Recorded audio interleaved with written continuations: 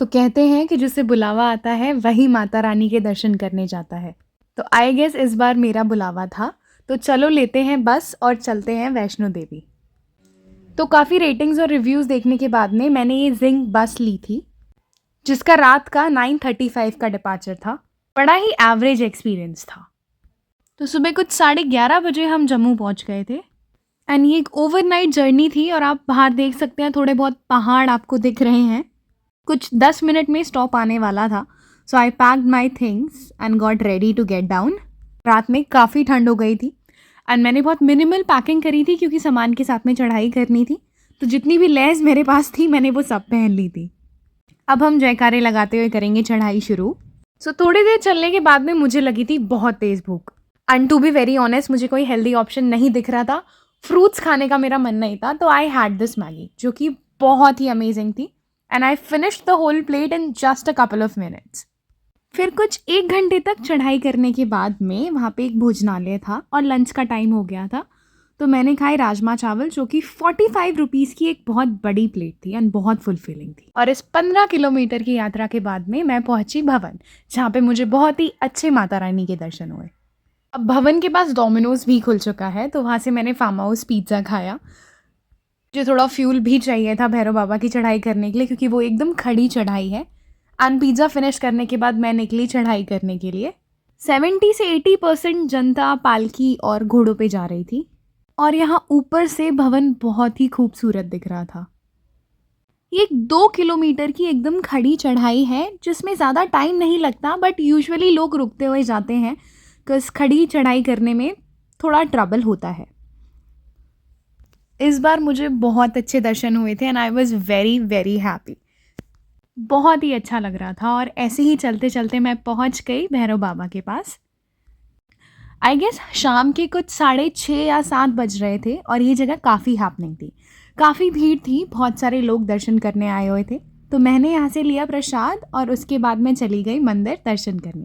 फिर मैंने चढ़ाया प्रसाद और बहुत ही अच्छे से दर्शन हुए। कोई जल्दबाजी नहीं, कोई धक्का मुक्की नहीं, बहुत ही अमेजिंग दर्शन करके हैप्पीली आई केम आउट।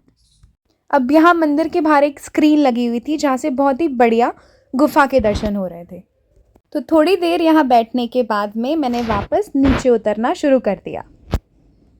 रास्ते में थोड़ी थोड़ी दूर पर बीच में ऐसे आग और कोयले जलाए हुए थे लोगों ने, क्योंकि रात बहुत हो चुकी थी और ठंड बढ़ गई थी।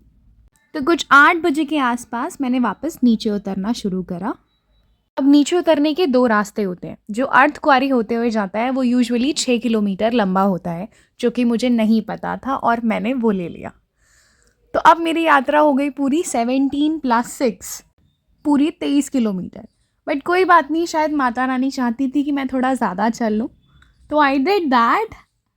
और कुछ पूरे 2.5 घंटे में मैं नीचे उतर गई थी, क्योंकि मुझे नीचे जाके होटल भी ढूंढना था, मैंने पहले से बुक नहीं करा था।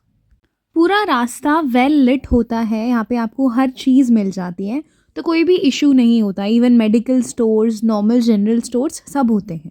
साथ ही साथ आप ऐसे सुंदर नज़ारे देखते हुए नीचे उतरते हो। नीचे उतरते हुए रास्ते में मुझे दिखा मैकडी एंड ऑब्वियसली आइसक्रीम तो खानी ही थी।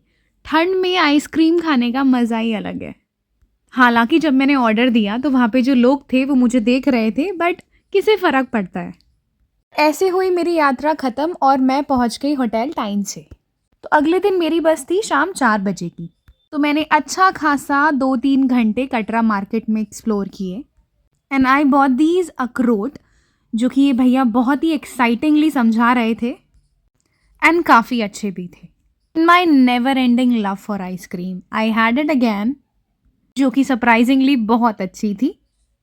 एंड विंटर्स में ice cream you know already must है।